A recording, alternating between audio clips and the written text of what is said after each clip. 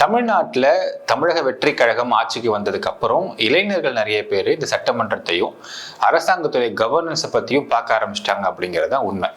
சரி, இப்போ ரீசெண்டாக பார்த்தீங்கன்னா தமிழக வெற்றி கழகத்துடைய கட்சியை சேர்ந்த எம்எல்ஏ இன்றைக்கு மாண்புமிகு நிதித்துறை அமைச்சராக இருக்கக்கூடிய திரு மரிய வில்சன் அவர்கள் ஒரு வெள்ளை அறிக்கை வெளியிட்டிருந்தார். இப்போ இந்த வெள்ளை அறிக்கை அப்படிங்கிறதுனா என்ன, இதில் நிறைய டெக்னிக்கல் டேர்ம்ஸ்லாம் இருக்கு. எப்படி ஒருத்தவங்க புரிஞ்சுக்கிறது, எப்படி அனலைஸ் பண்றது அப்படிங்கிறத பத்தி நம்ம பார்க்கணும். ஏனால் எந்த ஒரு அரசாங்கமா இருந்தாலும் எந்த ஒரு கவர்னன்ஸாக இருந்தாலும் எல்லாமே சுத்தி சுத்தி எங்க வரும்னு பார்த்தீங்கன்னா ஆன் திஸ் ஃபினான்ஸ் ஒன்லி. ஒரு அரசியல் புரிதல் அப்படிங்கிறது இந்த ஃபினான்ஸை நோக்கி நமக்கு அது தெரியாம இருக்கு, நமக்கு புரியாம இருக்கு, நம்ம அதை அனலைஸ் பண்ண தெரியாம இருக்கிறோம் அப்படின்னா எந்த ஒரு அரசியலையும் முழுசாக நம்ம அனலைஸ் பண்ணி தெரிஞ்சுக்கிறதுக்கு முடியாமலே போயிடும். அவங்க சொல்லக்கூடிய ஒரு சில பொய்களையும் ஒரு சில பொருட்களையும் நான் நம்பக்கூடிய வகையில் இருந்துரும் அப்படிங்கிறது தான் நிதர்சனமான உண்மை. சரி, இப்போ நம்ம இதை டீட்டெயிலா பார்க்கறதுக்கு முன்னாடி இன்னொரு விஷயம் பார்க்கணும்னா 2026-27 தாவேக்கு ஆட்சி அமைச்சதுக்கு அப்புறம் 19% growth நாங்கள் காட்ட போறோம் அப்படின்னு அந்த வெள்ளையர்களை குறிப்பிட்டிருக்காங்க அப்படிங்கிற ஒரு இது இருக்கு. அது எப்படி அவங்க காட்ட முடியும், எப்படி காட்டுவாங்க, டீட்டெயில்டா பார்க்க போறோம் இந்த பதிவுல.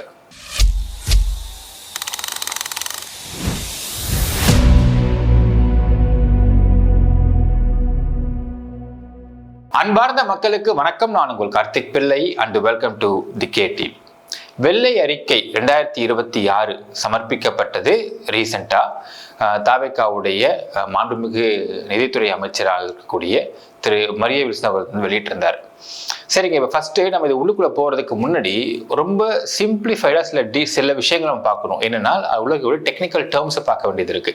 டெக்னிக்கல் டேர்ம்ஸ் அப்படிங்கிறத நம்ம குடும்பத்தோடு இருக்கக்கூடிய வரவு செலவு கணக்கு வீட்டில் பார்ப்போம் இல்லைங்களா, அதோட கம்பேர் பண்ணி நான் மக்களுக்கு சொல்றேன், ஈஸியா புரிஞ்சுக்க முடியும்.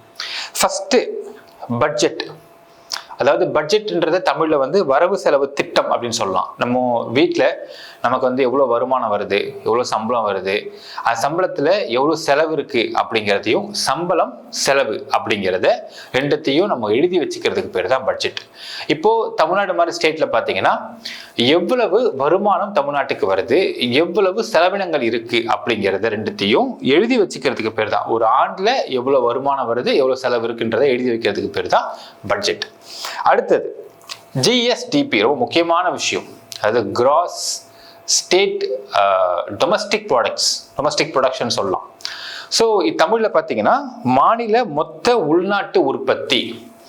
அதாவது ஒரு நம்ம குடும்பத்தை எடுத்துக்கலாம். அதாவது குடும்பத்தில் பார்த்தீங்கன்னா ஒரு எவ்வளவு பணம் நமக்கு மாசத்துக்கு இன்கம்மா வருது, ஜென்ரேட் பண்ண முடியுது அப்படின்றது. இப்போ அந்த குடும்ப தலைவருடைய வருமானம், அவருடைய சம்பளமா இருக்கலாம், இல்ல வேற ஏதாவது வீடு வாடகை கொடுத்துருக்காங்கன்னா வீட்டு வாடகையா இருக்கலாம், இல்ல வேற ஏதாவது பணம் கொடுத்துருக்காங்க வட்டி கொடுத்தா அந்த வட்டியா இருக்கலாம், வீட்டில் உள்ள பெரியவங்களுடைய பென்ஷன்ஸா இருக்கலாம். ஸோ இந்த மாதிரி எந்தெந்த விதத்துலலாம் ஒரு குடும்பத்துக்கு வருமானம் வருது அப்படின்னு நம்ம கணக்கிட்டோம்னா அதான் ஜிஎஸ்டிபி நம்ம சொல்லலாம். அப்படி நம்ம ஸ்டேட்டுக்கு பார்த்துடலாம். ஸ்டேட்டை பொறுத்தளவுக்கு எந்தெந்த விதங்கள்ல உள்நாட்டு உற்பத்திகள், அது வரிகளா இருக்கலாம், ஜிஎஸ்டியா இருக்கலாம், இதுல எந்தெந்த விதங்கள்ல ஒரு ஸ்டேட்டுக்கு வருமானம் வருது அப்படிங்கிறத கணக்கிடுறது அந்த ஜிஎஸ்டிபி அப்படிங்கிறது. அடுத்தது ரெவென்யூ ரெசிப்ட். வார்த்தை தெரியுது பாருங்களேன். நம்ம வீட்டிலனா இப்போ குடும்பத்துல எடுத்துக்கிட்டோம்னா ஒரு குடும்ப தலைவர் இருக்காரு, ஒரு இடத்துல வேலை பார்க்குறாரு, அவர் சம்பளம் வாங்குறாரு அப்படின்னா சம்பளத்தோட பே ஸ்லிப்பு தான் ரெவன்யூ ரெசிப்ட் அந்த குடும்பத்துக்கு. அதே மாதிரி ஸ்டேட்டை பொறுத்தளவுக்கு பார்த்தீங்கன்னா ஒரு ஸ்டேட்ல ரெவன்யூஸ் எந்தெந்த விதங்கள்ல உள்ள வருது அப்படிங்கிறதே மெயின்டைன் பண்ணக்கூடியது அந்த ரெவன்யூ ரெசிப்ட். அது வரி, கட்டண வரி, இன்னும் மது, லிக்கர் சைட்லேருந்து வரக்கூடிய வரிகள், இது எல்லாமே ரெவன்யூ ரெசிப்டுக்குள்ள வந்துடும் உங்களுக்கு. அடுத்தது ஓன் டாக்ஸ் ரெவென்யூ. ரொம்ப முக்கியமான விஷயம் என்னன்னா மத்திய அரசு கிட்ட இருந்து திட்டங்களை அறிவிக்கிறாங்க. அந்த திட்டங்கள்லாம் தமிழ்நாட்டுக்குள்ள வரும் பொழுதோ இல்ல மத்திய அரசு ஒவ்வொரு ஸ்டேட்டுக்கும் ஒரு ஃபண்ட் அலோகேட் பண்ணும் பொழுதெல்லாம் மத்திய அரசு அமௌண்ட் வருது.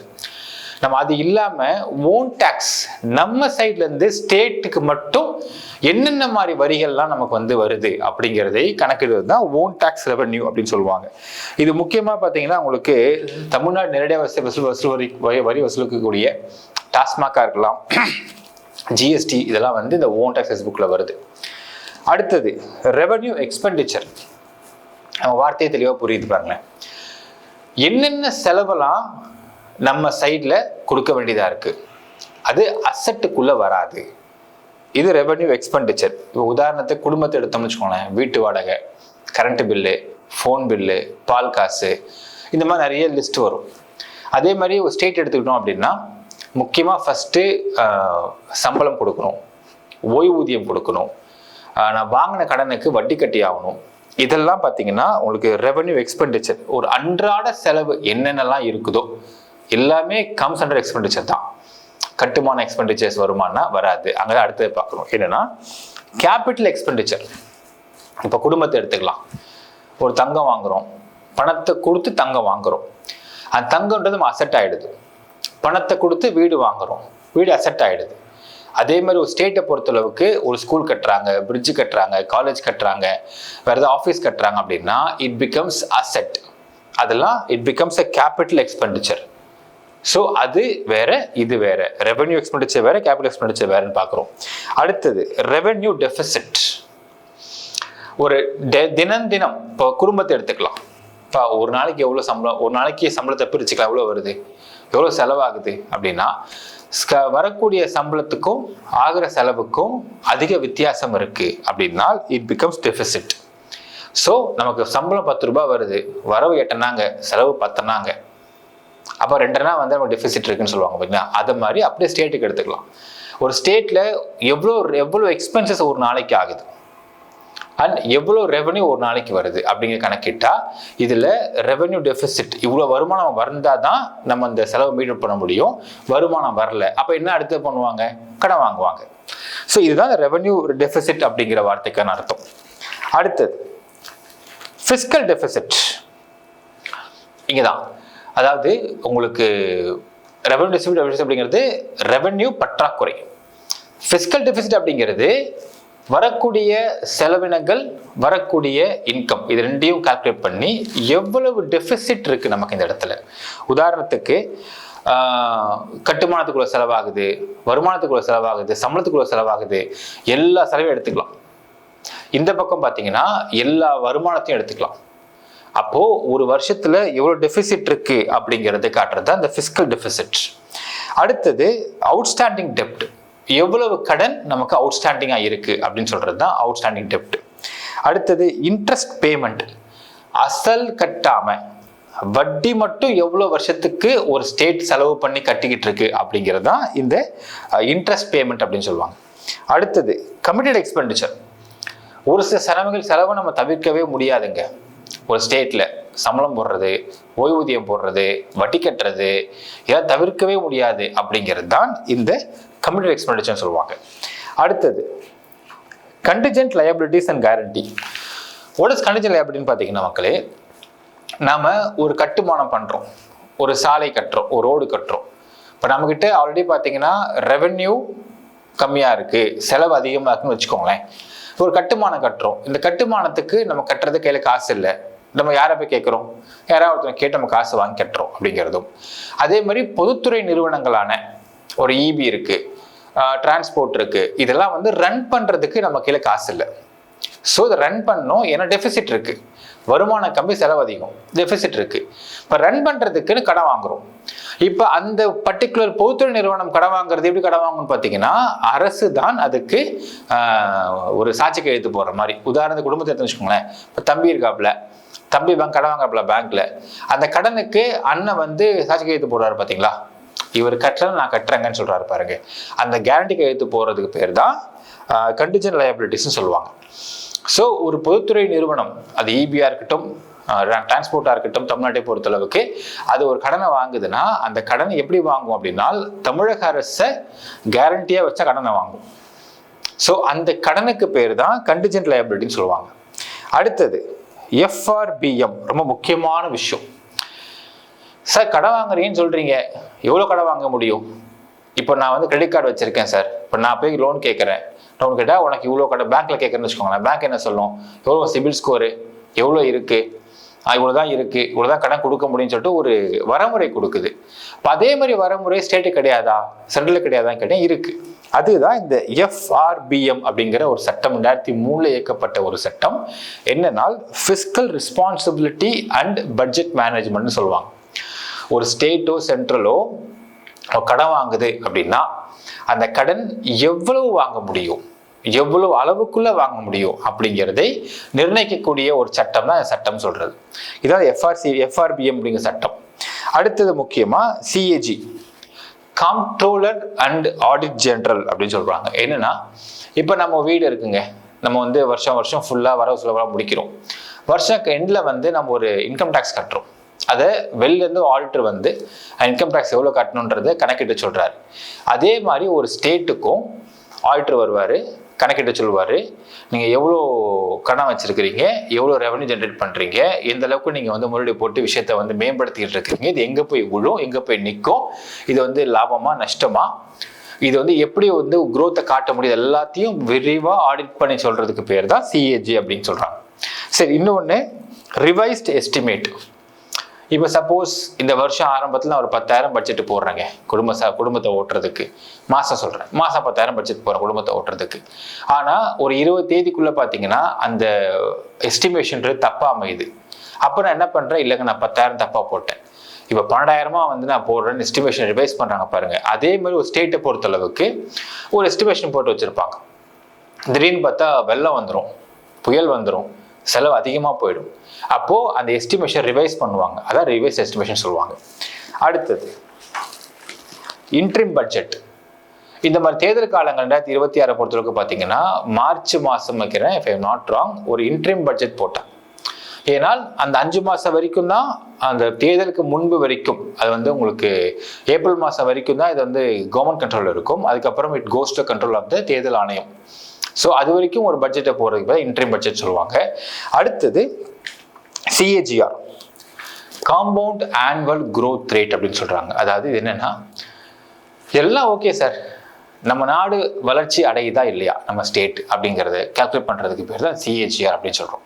இந்த CAGR-ஐ பொறுத்து தான் நீங்க எவ்வளவு கடன் வாங்க முடியும் அப்படிங்கிறதையும் கால்குலேட் பண்ண முடியும். ஸோ இது எல்லாமே இந்த growth-ஐ பொறுத்தும், கடனை பொறுத்தும், எவ்வளோ கடன் வாங்குதுன்றதை பொறுத்தும், அண்ட் இன்னும் சில மல்டிபிள் ஃபேக்டர்ஸ் இருக்கு. எல்லாத்தையும் கணக்கிட்டு பார்த்தா CAGR அப்படிங்கிற ஒரு ரேட்டு கொண்டு வரப்படுது. அடுத்தது பர் கேபிட்டா டெப்ட். தமிழ்நாட்டில் ஒரு நபரின் தலைக்கு மீது எவ்வளவு, ஏன்னா தமிழ்நாட்டை பொறுத்தளவுக்கு அசெட் அப்படிங்கிறது இந்த நாடு உள்ள ஏரியாக்கள் மட்டும் கிடையாது, ஜியோகிராஃபி மட்டும் கிடையாது. இங்கே இருக்கக்கூடிய ஒரு தனி நபருமே தமிழ்நாட்டின் சொத்து தான், ஒரு நாட்டின் சொத்து, ஸ்டேட்டின் சொத்து. ஸோ அந்த ஒரு நபர் மேலேயும் அவன் தலை மேலே எவ்வளோ கடன் இருக்கு அப்படிங்கிறது கால்குலேட் பண்ணுறதுக்கு பேர் தான் இந்த பர் கேபிட்டா டெப்ட் அப்படின்னு சொல்லுவாங்க. அடுத்தது டிபெண்டன்சி ரேஷியோ, சார்ந்திருக்கும் விகிதம். தமிழ்நாட்டை பொறுத்தளவுக்கு 15 வயசுலேருந்து 59 வயசு வரைக்கும் தான் சம்பாதிக்கக்கூடியவர்களின் வயது அப்படின்னு நிர்ணயிக்கிறாங்க. அப்போ 5 வயசு கீழே உள்ள குழந்தைகளும் 59 வயசுக்கு மேலே உள்ள பெரியவர்களாலும் ரெவன்யூ பார்ட் கிடையாது. ஸோ இந்த சார்ந்திருக்கும் ரேஷியோ அப்படிங்கிறது இந்த 15 to 59 வயசு, 15 to 59 வயசு வரைக்கும் இருக்கவங்க தான் இருக்கிறவங்க கீழே தான் மற்றவங்க சார்ந்து இருக்கிறாங்க. இப்போ உதாரணத்துக்கு ஃபேமிலி எடுத்துன்னு வச்சுக்கோங்களேன், ரெவன்யூ பண்ணக்கூடிய நபர் ஒரே ஒரு நபராக இருப்பார்னு வச்சுக்கோங்க. உதாரணத்துக்கு வீட்டில் வந்து ஒரு பெரியவங்க இருக்கிறாங்க, 2 வயசானவங்க இருக்காங்கன்னு வச்சுக்கோங்க. 2 வயசானவங்க 3 குழந்தைங்கன்னு வச்சுக்கோங்களேன். இப்போ 2 வயசானவங்களும் 3 குழந்தைகளும் இந்த ரெவன்யூ பண்ணக்கூடிய 2 கணவன் மனைவி, இந்த 2 வயசு உள்ளவங்கள சார்ந்து இருக்கிறாங்க அப்படிங்கிற எக்ஸாம்பிள் தான் ஸ்டேட்டுக்கு அப்படி பிரதிபலிக்கப்படும். அடுத்தது ரைட். ஸோ இப்போ இதெல்லாம் டெக்னிக்கல் டேர்ம்ஸ் நம்ம தெரிஞ்சுக்க வேண்டியது. இப்போ அடுத்தது இந்த வெள்ளை அறிக்கையை சொல்லக்கூடிய மிக முக்கியமான 6 பெரிய பிரச்சனைகளை ஃபர்ஸ்ட் பார்த்துடலாம். நம்ம அதை இன்டர்வியூ பண்ணவும் போறோம். ஃபர்ஸ்ட் அவங்க சொல்றாங்க கடன் சுமை 2 மடங்கு ஆகிடுச்சு அப்படிங்கிறாங்க. 2021 ஏப்ரல்ல 5.13 லட்சம் கோடி கடன் இருந்துச்சுங்க. 2026ல மார்ச் மாசம் வரைக்கும் அவங்க சொல்றாங்க 10 லட்சம் கோடி கடன் ஆயிடுச்சு. இந்த 5 ஆண்டுல ஆண்டுக்கு சராசரியா 14.3% கூடி இருக்கு. இதனால பர் கேபிட்டா டெப்ட், ஒரு தனிநபர் மீது உள்ள தலைக்கு மேல உள்ள கடன் அப்படிங்கிறது 1,28,934 ரூபாய் கடன் வந்து ஒவ்வொரு தனிநபர் மேலேயும் விழுந்திருக்கு அப்படிங்கிறது அவனோட ஃபர்ஸ்ட் வாக்கியமா சொல்றாங்க. சரிங்க. அடுத்தது வட்டிக்கே பணம் போயிடுதுங்க, புதுசாக எதுவும் கட்ட முடியல, எதுவும் பண்ண முடியல அப்படின்னு வெள்ளை அறிக்கை சொல்லுது. வட்டி செலவு என்ன சொல்றாங்கன்னா 2021-22 41,564 கோடி இருந்துச்சு, வட்டி கட்டிக்கிட்டு இருந்தோம் வருஷம். இப்போ 2025-26 61% அதிகரிச்சு 67,050 கோடி கடனை கட்டிக்கிட்டு இருக்கோம் அப்படின்னு சொல்றாங்க. இப்போ நம்ம இந்த இடத்துல ஒரு விஷயத்த பார்க்கணும். 2021-22 இந்த மாதிரி சமயங்கள்லாம் கோவிட் வந்து பயங்கரமா நாட்டை ஒடுக்கிட்டு இருந்துச்சு. கிட்டத்தட்ட 22க்கு மேல கிட்டத்தட்ட லாஸ்ட்டுக்கு மேலதான் நம்ம கொஞ்சம் தலை தூக்க ஆரம்பிக்கிறோம் ஸ்லோவா. கோவிட் சமயங்கள்ல எந்த ஸ்டேட்டுக்குமே வருமானம் கிடையாது. அப்போ அடுத்து எங்க நம்ம டிபெண்ட் பண்ண வேண்டியதா இருக்கு? செலவு மட்டும் ஏறிட்டே போகுது, வருமானம் கம்மியாகுது. இப்போ கடன் அதிகமாக வாங்க வேண்டிய சூழ்நிலை ஏற்படுது, அந்த கடனை கட்ட வேண்டிய சூழ்நிலை ஏற்படுது. அப்படிங்கிறத நம்ம வந்து பார்த்தே ஆகணும். வரும் வருமானத்தில் 22.8% வட்டிக்கே தன் வரி வருமானத்தில் 34.8% வட்டிக்கே செல்லுது அப்படி போடுறாங்க. அதாவது வர வருமானத்துல 22.8% வட்டிக்கே போகுதான். தனி வருமானம், ஸ்டேட்டுக்கான தனி வருமானத்துல இருந்து 34.8% வட்டிக்கே போகுது அப்படின்னு சொல்றாங்க. இப்போ அடுத்த கேள்வி, இந்த வட்டிக்கெல்லாம் காசை வாங்கி என்ன பண்றது அரசாங்கம் அப்படிங்கிற அடுத்த கேள்வி இருக்கு. ஸோ அடுத்தது வட்டி செலவு மூலதன செலவு ரெண்டுத்தையும் வந்து ரேஷியோ பண்ணி பார்க்கும்பொழுது 1.32:1 அப்படின்ற அளவுக்கு இது வந்து குறைஞ்சிருக்கு அப்படின்னு வெள்ளை அறிக்கை கொடுத்துருக்குறாங்க. அதாவது இப்போ என்னன்னா, என்ன அர்த்தம் சொல்லுது? இப்போ ₹1 வட்டி வாங்குறாங்க, ₹1 வந்து கடன், ₹100 கடன் வாங்கிட்டாங்க அப்படின்னா இந்த ₹100 கடன்ல இருந்து கட்டுமானங்கள், அதாவது உங்களுக்கு கேபிட்டல் இன்வெஸ்ட்மெண்ட் அப்படிங்கிறத கம்மியா பண்ணியிருக்காங்க, வட்டி அதிகமாக கட்டுறாங்க அப்படின்னா மீதம் உள்ள காசு எங்க போகுது அப்படின்ற ஒரு கேள்வி வருது. ஒரு விஷயம் நம்ம வந்து அனலைஸ் பண்ண மக்களே, அதாவது இங்க தமிழக அரசாங்கத்துடைய பட்ஜெட் அப்படிங்கிறதுல 62% கிட்ட உங்களுக்கு வந்து இங்க இருக்கக்கூடிய சம்பளத்துக்கும் ஓய்வூதியத்துக்கும் மட்டுமே போகுது அப்படின்னு ஒரு அறிக்கை சொல்லுது. Almost 40+%, sorry. ஸோ இங்க இருக்கக்கூடிய கவர்மெண்ட் எம்ப்ளாயீஸ்க்கு சம்பளமாகவும் பிளஸ் ரிட்டையர் ஆனவங்களுக்கு ஓய்வூதியமாகவுமே 40+% ஆஃப் த ரெவன்யூ அப்படியே அங்கே போகுது. அப்போ நீங்க பண்ணக்கூடிய அந்த ரெவன்யூ ஜென்ரேஷன்ஸ் அப்படிங்கிறதுல 40-45% வந்து இவங்க சம்பளத்துக்கே போயிடுது. அடுத்தது செகண்டரி பார்ட் எடுங்க, கட்டுமானத்துக்கே போவானா தனியாக வச்சிருங்க. மிக முக்கியமா இங்க எந்த ஆட்சி வந்தாலும் அந்த ஆட்சி சொல்லக்கூடிய முதல் விஷயம் இலவசங்கள். உண்மையாக திமுக தான் ஆரம்பிச்சாங்க மக்களே. திமுக தான் இலவசங்களை முதல்ல ஆரம்பிக்கிறாங்க, அப்புறம் அதிமுக கையில் பிடிச்சிக்கிறாங்க. முன்னாடிலாம் பார்த்தீங்கன்னா இலவசங்கள் பொருளாக இருந்தது மாதிரி இப்போ பணமாக மாற ஆரம்பிச்சிச்சு. ஸோ மிக்சி தரேன், கிரைண்டர் தரேன், டிவி தரேன், இப்போ ₹1000 ₹2000 ₹2500 ஆகி போச்சு. இப்போ இந்த 2500 rupees அப்படிங்கிறது மாசத்துக்கு பெண்களுக்கு கொடுக்கறதுன்றது அடுத்த எலெக்ஷன் வருதுன்னா நான் 5000 தரேன்னு ஒருத்தர் கட்சி வந்து பேசுவாங்க. இப்போ ₹5000 ஒரு மகளிருக்கு ஒரு மாசத்துக்கு கொடுக்குறாங்கன்னா இங்க டோட்டலா வந்து 1.75 crores பெண்கள் வந்து பெனிஃபிஷியரிஸ் சொல்லிட்டு ஒரு சர்வே சொல்லுதுன்னா எத்தனை கோடி வருஷத்துக்கு அது செலவாகுது. ஸோ இந்த மாதிரி இலவசங்களுக்கு மட்டுமே செலவாகக்கூடிய பணம் பிளஸ் இங்கே கூடிய வட்டி கட்டுறதுக்கு, அடுத்தது ஓய்வூதியம், அடுத்தது சம்பளம் அப்படின்னு போச்சுன்னா கட்டுமானத்துக்கான செலவு அப்படிங்கிறது குறையத்தான் செய்யும் அப்படிங்கிறது நிதர்சனமான உண்மை. இங்கே அடுத்தது வருவாய் பற்றாக்குறை மாநில வரலாற்றிலேயே உச்சமா இருக்குன்னு சொல்றாங்க. சரிங்க, என்ன சர்வே கொடுக்குறாங்கன்றதை பார்ப்போம். 2021-22 46,538 கோடி ரூபாய் வருவாய் இருந்துச்சு அப்படிங்கிறாங்க. இப்போ 2025-26 போன வருஷம் சொல்றாங்க 78,324 கோடி தான் வருவாய் இருக்கு. அப்ப ஜிஎஸ்டிபியில 2.22% தான் வந்து இதா இருக்குன்றாங்க. இப்போ இங்க ஒரு விஷயம் நம்ம பார்க்கணும்னா, வருவாய் பற்றாக்குறை எப்படி ஏற்படுது? இப்போ நம்ம தமிழ்நாட்டில் எங்கேருந்து வருவாய் வருது? ஒன்று வரி, கற்ற வரி. அடுத்தது என்னது அப்படின்னு பார்த்தா டாஸ்மாக். இப்போ கற்ற வரி அப்படிங்கிறதுல 2023 நினைக்கிறேன், if I am not wrong, 25 sorry போன வருஷம் நினைக்கிறேன். போன வருஷம் சென்ட்ரல் கவர்மெண்ட் என்ன பண்ணாங்கன்னா ஜிஎஸ்டி ரிவைஸ் பண்ணாங்க. ரிவைஸ் பண்ண ஜிஎஸ்டி எங்கேருந்து எப்படி வந்திருக்குன்னு பாருங்க. முன்னாடியெல்லாம் வந்து 0% இருந்துச்சு, 5%, 12%, 18%, 28% இருந்துச்சு. இப்போ இதுதான் நம்மளோட ஒரே வருவாய், ஜிஎஸ்டி ஒரே வருவாய். இப்போ ரிவைஸ் எப்போ பண்ணாங்க? 2024 பண்றாங்க. 2024 0, 5, 18, 28 அப்படின்னு 4 மாத்திட்டாங்க. 12% தூக்கிட்டாங்க. 28% இருந்த வருவாயில 18% குறைக்க ஆரம்பிச்சிட்டாங்க. இதனால என்ன ஆகுதுன்னு பாத்தீங்கன்னா, ஜிஎஸ்டிபின்னு சொல்லக்கூடிய நம்மளுடைய ஸ்டேட்டுக்கு வரக்கூடிய வருமானம் அப்படிங்கிறது குறைஞ்சது. அதை பார்க்க ரொம்ப நேக்கா போட்டிருக்காங்க தாவிக அரசு. 2021, 22 சுட்டி காமிச்சிட்டாங்க, ஒரு பெர்சன்டேஜ் காமிச்சிட்டாங்க. 25, 26 குறைஞ்சிச்சுன்னு காட்டிருக்காங்க. ஏன்னா இப்ப ஜிஎஸ்டி குறைஞ்சது. அடுத்த வார்த்தை பாருங்க, 2022, 23 6.33% உச்சமா இருந்துச்சுன்றாங்க. அப்ப யார் ஆட்சியா போயிருந்தது? அப்கோர்ஸ் டிஎம்கே தான் ஆட்சி பண்ணிட்டு இருந்தாங்க. இப்ப திமுக ஆட்சி 2022, 23 உச்சமா இருந்தது. 25, 26 எப்படி குறையுது அப்படின்னு கேட்டா, அவரோட ரெவன்யூவோட பெர்சன்டேஜை சென்ட்ரல் கவர்மெண்ட் ரிவைஸ் பண்றாங்க ஜிஎஸ்டில. அதனால குறைய ஆரம்பிச்சிருச்சு. அடுத்த வார்த்தை, கர்நாடகா, மகாராஷ்டிரா, குஜராத் அந்த வரியெல்லாம் பாத்தீங்கன்னா மேம்படுத்தப்பட்ட நிலையில இருக்கு அப்படின்றாங்க. இன்ஃபேக்ட் சொல்லணும் மக்களே, எனக்கு தெரிந்து பஸ்ஸோடைய ஃபேர் அப்படிங்கிறதே தமிழ்நாட்டில் தான் ரொம்ப கம்மி. மற்ற ஸ்டேட்ல பஸ் ஃபேர் ரொம்ப ஜாஸ்தி, ஆட்டோ ஃபேர் கம்மின்னு சொல்லுவாங்க. முக்கியமா கர்நாடகாவில் எல்லா இடங்கள்லயும் வரியை குறைச்சதுக்கு அப்புறம் அந்த வரியை காம்பன்சேட் பண்றதுக்கு எங்க அடுத்தது காசை ஜென்ரேட் பண்ண ட்ரை பண்ணுவாங்கன்னு பாத்தீங்கன்னா ஆன் பீப்புள்ஸ் ஹெட் தான். ஸோ மக்கள் மேலதான் அந்த காசை திணிப்பாங்க. உங்களுக்கு டோட்டலா உங்களுடைய அன்றாட செலவுகளை அதிகரிக்க வைப்பாங்க. பஸ் ஃபேர் ஏற்றுவாங்க, உங்களுக்கு விலைவாசி ஏற்றி விட்டுருவாங்க. இந்த மாதிரி விலைவாசி எல்லாம் ஏற்றப்படாமல் இது டெபிசிட்டை மெயின்டைன் பண்றது அப்படிங்கிறது கஷ்டமான விஷயம் தான்.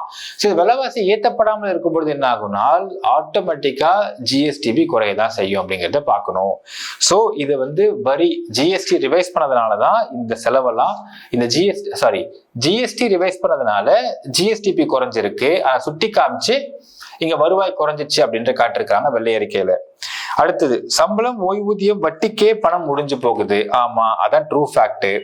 ஏன்னா அடுத்த பாருங்க, கட்டாய செலவு 1.25 லட்சம் கோடியில இருந்து 1.89 லட்சம் கோடி அதிகரிக்குது அப்படிங்கிறாங்க. அதிகரிக்கதான் செய்யும். ஏன்னால் ஒரு கவர்மெண்ட்ல வேலை பார்க்குற அரசு ஊழியர்களுக்கும் வருஷம் இன்கிரிமெண்ட் போடுறாங்க. உங்களுக்கு படக்கூடிய ஓய்வூதியம் இன்கிரிமெண்ட் போடுறாங்க. இன்கிரிமெண்ட் போட ஆட்டோமேட்டிக்கா இதோடைய இது ஏறதானே செய்யும். உங்களுக்கு ரெவன்யூ ஏறுதோ இல்லையோ எக்ஸ்பென்ஸ் வருஷம் ஏறிட்டு தான் இருந்துட்டு இருக்கு.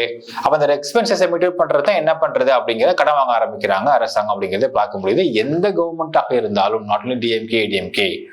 அடுத்தது, பட்ஜெட் தயாரிக்க ஆரம்பிக்கும் முன்பே வருமானத்துல 87% கட்டாய செலவுக்கே போயிடுது அப்படின்னா அப்கோர்ஸ் இதுதான் நம்ம சொல்றோம். ஆரம்பத்திலே சொன்னோம், தாவேகாவுடைய ஆட்சி அப்படிங்கிறது இங்க முள்படுக்கை தான் அப்படின்னு நம்ம சொல்லியிருந்தோம் மக்களே. ஏன்னால் இது எதுவுமே பேசிக்கா இவங்க அனலைஸ் பண்ணாமலேயே 2500 ரூபாய் எல்லா பெண்களும் கொடுக்க போறோம்னு அறிவிச்சிருக்காங்க. அதே மாதிரி ஸ்டைஃபன்ஸ், இன்டர்ன்ஷிப் ஸ்டைஃபன்ஸ் தரப்போன்னு அறிவிச்சிருக்கிறாங்க. ஒவ்வொரு குடும்பத்திலையும் ஸ்கூட்டர் தர அறிவிக்கிறாங்க. இதெல்லாம் எப்படி கொடுக்க முடியும், காசு எங்கிருந்து வரும் அப்படிங்கிறத அனலைஸ் பண்ணவே இல்லை. அடுத்தது, வெளியே தெரியாத கடன் அப்படின்னு போட்டிருக்காங்க. அரசு உத்தரவாதங்கள் கேரண்டிஸ் மூலியமா மட்டும் 65,659 கோடி 2021, அது 1,79,782 கோடி 2026 3 மடங்கு உயர்ந்திருக்கு அப்படிங்கிறத போட்டிருக்காங்க. அதை முக்கியமா அவங்க குறிப்பிட்டு காட்டுறது டான்ஜிபிள் காட்டுறாங்க. மக்களே ஒரு விஷயம் புரிஞ்சுக்கணும், இந்தியாவிலேயே எந்த ஒரு மாநிலத்திலையுமே உங்களுக்கு டொமஸ்டிக் யூசேஜ் இபில 100 யூனிட் ஃப்ரீ அப்படிங்கிறத கொடுக்கறது கிடையாது. இப்போ 100 யூனிட் ஃப்ரீ கொடுக்குறாங்கன்னா அந்த 100 யூனிட் ஃப்ரீ நமக்கு ஃப்ரீயா வரல, அதை ப்ரொடக்ஷன் பண்றதுக்கு ஒரு காஸ்டிங் ஆகதான் செய்யுது. வருஷம் இபில இருக்கக்கூடிய எம்ப்ளாயிஸ் எல்லாருக்குமே உங்களுக்கு இன்க்ரிமெண்ட் போகும், சேலரி ரைஸ் ஆகும். எல்லாத்துக்கும் மேல இந்த ரா மெட்டீரியல் காஸ்டிங் அதிகமாகுது, உங்களுக்கு டோட்டல் ப்ரொடக்ஷன் காஸ்ட் அதிகமாகுது. இந்த எல்லா காஸ்டிங் அதிகமானாலும் இங்க டொமஸ்டிக் இபியோடைய சார்ஜஸ் அப்படிங்கிறது அதே மாதிரி மெயின்டைன் பண்ண ட்ரை பண்றாங்க. வருஷம் 6% உயர்ந்ததா திமுக போட்டிருக்கிறாங்கன்னு மாண்புமிகு அமைச்சர் பேசியிருந்தார். உங்களுக்கு 6% உயர்வு இல்லைனால் எப்படி நீங்க லிமிட் பண்ண முடியும் அப்படிங்கிற ஒரு கேள்வி வருது. உண்மையா பொய்யான்றதே இன்னும் எந்த ஒரு விளக்கமும் திமுக தரப்புல எதிர்த்து பேசவும் இல்லை.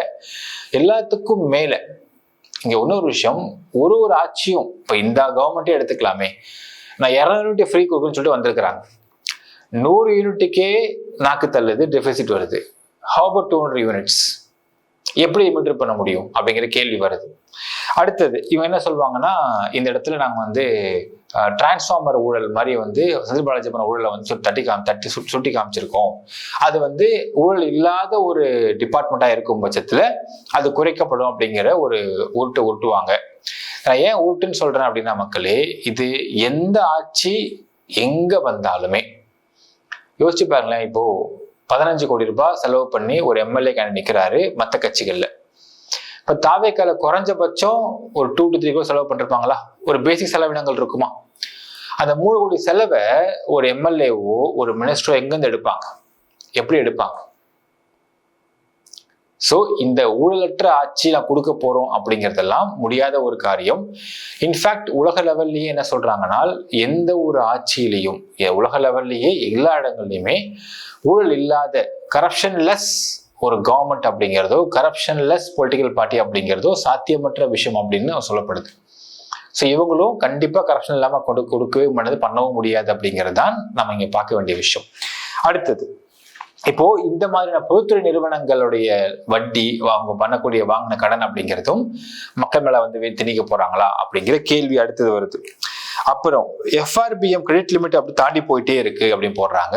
எஃப்ஆர்பிஎம் கிரெடிட் லிமிட் அப்படிங்கிறத வருஷம் ரிவைஸ் பண்ணிட்டு தான் இருக்கிறாங்க எஃப்ஆர்பிஎம். ஏனால் ஒரு வருஷமும் எப்படி எல்லா காஸ்டிங்கும் ஏறுதோ அதே மாதிரி எஃப்ஆர்பிஎம் லிமிட்டும் ஏத்திக்கிட்டு தான் இருக்கிறாங்க அப்படிங்கிறதை பார்க்க வேண்டும். அடுத்து 2025-26 நிதி பற்றாக்குறை 1,33,208 கோடி ரூபாய், ஜிஎஸ்டிபில 3.77% தான் பதிவாயிருக்கு. இது உச்சம் அப்படின்னு சொல்றாங்க. ஏனால் because of GST revision September 2025 GST revise பண்றாங்க சென்ட்ரல் கவர்மெண்ட். ஸோ இதனால எல்லா ஸ்டேட்டும் அடி வாங்குதுன்றதை பார்க்கணும். ஸோ அடுத்ததுதான் முக்கியம். 2026-27 பட்ஜெட்ல இவங்க சொல்ற விஷயம், வரி வருமானம்ன்றது 19% வளர்ச்சி நான் மதிப்பிட்டு இருக்காங்க தாவேக்காவுடைய அரசாங்கம்.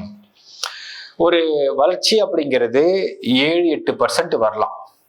19% வளர்ச்சி காட்ட போறீங்கன்னா நம்ம வந்து குடும்பத்துல ஒப்பிட்டு பார்க்கலாம். ஒரு எக்ஸாம்பிளுக்கு, ஒரு குடும்பத்தை செலவாயிட்டே இருக்குங்க, வருமானத்தை ஏத்தணும். எப்படி ஏத்துறது?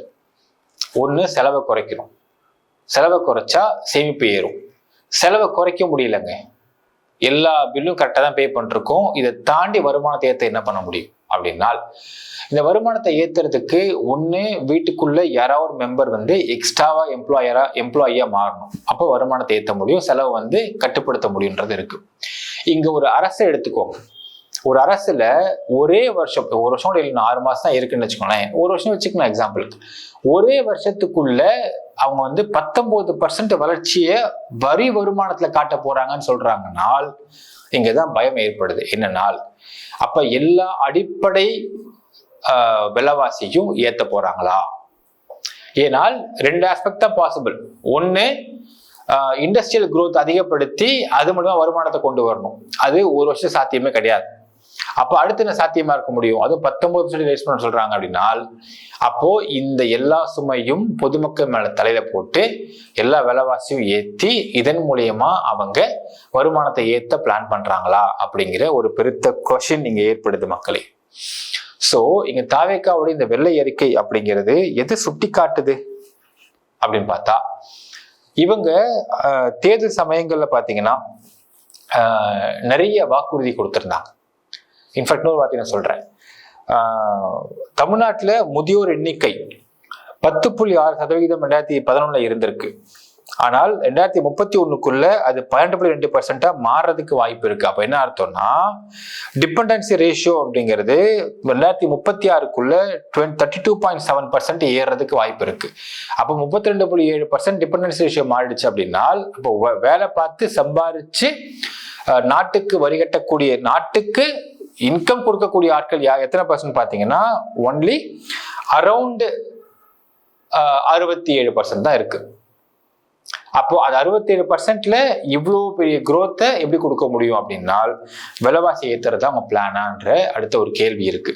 இப்போ ஏன் இந்த வெள்ளை அறிக்கை கொடுக்குறாங்க அவசரமா அப்படின்னு பார்த்தா, நம்மளே சொல்லிருப்போம் மக்களே, இவங்க வெளியிட்டு இருந்த தேர்தல் அறிக்கையில கொடுக்கப்பட்ட அந்த வாக்குறுதிகள்லாம் நிறைவேற்றுறதுக்கு சாத்தியம் ரொம்ப ரொம்ப குறைவு. 2500 ரூபாய் ஒரு குடும்ப தலைவி ஒரு பெண்ணு கொடுக்குறாங்க அப்படின்னா 1.25 கோடி பெண்களுக்கு எங்க போய் நிக்குது பட்ஜெட்? இது எங்க போய் இது வந்து ஜிஎஸ்டிபில வரும், கண்டிப்பா இல்லை. இது செலவுல காட்டக்கூடிய கணக்கு. அப்போ லயபிலிட்டி. அப்போ நீங்க கொடுத்திருந்த எல்லா வாக்குறுதிகளுமே லயபிலிட்டியில போய் நிக்குது அப்படின்னா நீங்க குரோத்துக்கு என்ன காட்டியிருக்கீங்க, என்ன காட்டுறீங்க, என்ன சொல்றீங்க அப்படிங்கிறது ஒரு பெரிய கொஸ்டின் மார்க்கா தான் இருக்கு.